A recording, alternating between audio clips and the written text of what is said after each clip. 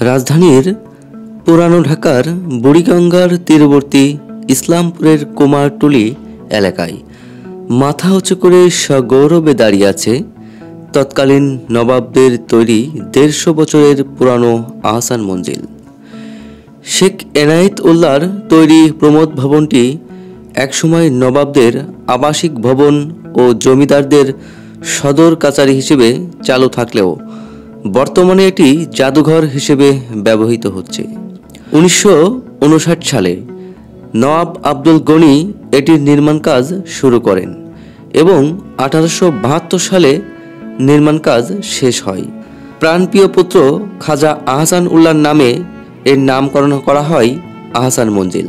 ১৮৮৮ সালের ৭ এপ্রিল প্রবল ভূমিকম্পে পুরো আহসান মঞ্জিলের ব্যাপক ক্ষতি সাধিত হয়। ক্ষতিগ্রস্ত আহসান মঞ্জিল পুনর্নির্মাণের সময় বর্তমান উঁচু গম্বুজটি সংযোজন করা হয়। ভারতীয় উপমহাদেশের পট পরিবর্তনকারী বিখ্যাত মুসলিম লীগ প্রতিষ্ঠার সিদ্ধান্ত হয়েছিল এই গৌরবমণ্ডিত আহসান মঞ্জিলে। আহসান মঞ্জিল দুটি অংশে বিভক্ত। প্রথম ভাগে মূল ভবন এবং অন্যটি অন্দরমহল, যা দ্বিতলা বিশিষ্ট। একসময় মূল ভবন ও অন্দরমহলের মাঝে সংযোগ সেতু থাকলেও বর্তমানে এটি অচল ও বেহাল দশায় পড়ে আছে। মূল ভবনের নিচতলায় 10টি রুম এবং উপরের তলায় 14টি রুম রয়েছে। নিচতলার মধ্যে শতাব্দীর সৈনিকদের বর্ম, নবাবদের ব্যবহৃত ধাতব, পিতল, সিরামিক এবং চীনামাটির তৈরি নানা ধরনের আসবাবপত্র, ফানুস, জগদান, পলপাত্র, আতরদান, বক্ষণাস্ত্র, শিরণাস্ত্র, দাঁতসহ হাতির মাথার কঙ্কাল। মুসলিম লীগ হল বিলিয়ার্ড টেবিল, বক্স, ভল্ট সহ দৈত্যকার আলমারি ও সিন্দুক ইত্যাদি উল্লেখযোগ্য। দ্বিতীয় তলায় ওঠার জন্য লাল গালিচায় আবৃত কাঠের প্রধান সিঁড়িটি বর্তমানে বন্ধ আছে। 10 নম্বর রুম দিয়ে দোতলায় ওঠার জন্য পাকা সিঁড়ি রয়েছে।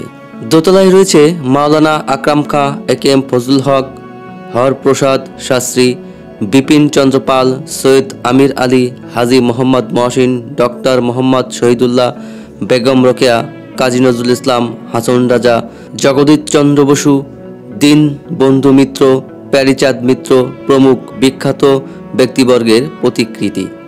এছাড়া রয়েছে নবাবদের ব্যবহৃত হাতির দাঁতের হাতপাকা, পাশার খুঁটি, সাদা সিমেন্টের তৈরি ভাস্কর্য, লাইব্রেরি কক্ষ, টাইপ মেশিন, পানি শোধন যন্ত্র, বৈদ্যুতিক হিটার, বৈদ্যুতিক মিটার, ঝাড়বাতি, প্রসাদ, ড্রয়িং রুম, দর্শনার্থী বিশ্রামাগার, বলরুম, নাচঘর, দৈত্যকার হল, গ্রাউন্ড পিয়ানো, ক্রিস্টাল টেবিল, ঘোড়ার হাতল বিশিষ্ট চেয়ার, গুপ্ত স্থানে যাওয়ার জন্য 2টো সিঁড়ি। আহসান মঞ্জিলকে ঢাকা শহরের প্রথম ইট পাথরের তৈরি স্থাপত্য নিদর্শন হিসেবে মনে করা হয়। আর তৎকালীন নবাবদের হাতে এই ভবনেই সর্বপ্রথম বৈদ্যুতিক বাতি জ্বলে ওঠে। একসময় ঢাকা শহরের সবচেয়ে উঁচু গম্বুজ ছিল আহসান মঞ্জিলের প্রাসাদের ছাদের ওপরের সুন্দর গম্বুজটি। আহসান মঞ্জিলের অন্দরমহলে রয়েছে অফিস, ঘোড়ার গাড়িতে সলিমুল্লাহ এর ভাস্কর্য, নবাবদের মোটরযান, ডিউরোমা, নবাবদের পজরা, স্টিমার, প্রভাবশালী কর্মচারীদের প্রতিকৃতি, শয়নকক্ষ এবং হাম্মামখানা, ইমার্জেন্সি সিঁড়ি। এছাড়াও আহসান মঞ্জিলে রয়েছে বিশাল বাগান, ফুল ও ফল গাছ, দোতলা থেকে নামার জন্য দৈত্যকার সিঁড়ি, যা ফটোগ্রাফি প্রেমী দর্শনার্থীদের আগ্রহের কেন্দ্রবিন্দু। প্রবেশ পথে রয়েছে দর্শনার্থীদের ব্যাগ রাখার সুব্যবস্থা।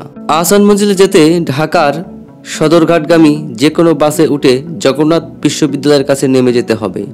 সেখান থেকে পায়ে হেঁটে কিংবা 30 টাকা রিক্সা ভাড়ায় আহসান মঞ্জিলে যেতে পারবেন, অথবা ঢাকার যে কোনো জায়গা থেকে গুলিস্তান পর্যন্ত এসে রিক্সা অথবা সিএনজি নিয়ে সদরঘাট হয়ে আহসান মঞ্জিল দেখতে যেতে পারেন। 1901 সালে খাজা আহসান উল্লাহর মৃত্যুর পর আহসান মঞ্জিলের গৌরবময় অধ্যায়ের সমাপ্তি ঘটে। তার উত্তরসূরিরা পারিবারিক দ্বন্দ্বের কারণে আহসান মঞ্জিলের গৌরবকে ধরে রাখতে পারেননি। তারা প্রাসাদের বিভিন্ন অংশ ভাড়াটিয়াদের কাছে ভাড়া দেন এবং এর ফলে প্রাসাদটি বস্তিতে রূপান্তরিত হয়। 1952 সালে সরকার এই সম্পত্তিটি অধিগ্রহণ করে। 1985 সালে ঢাকা জাতীয় জাদুঘর এই প্রাসাদটি অধিগ্রহণ করে জাদুঘরে রূপান্তরিত করে।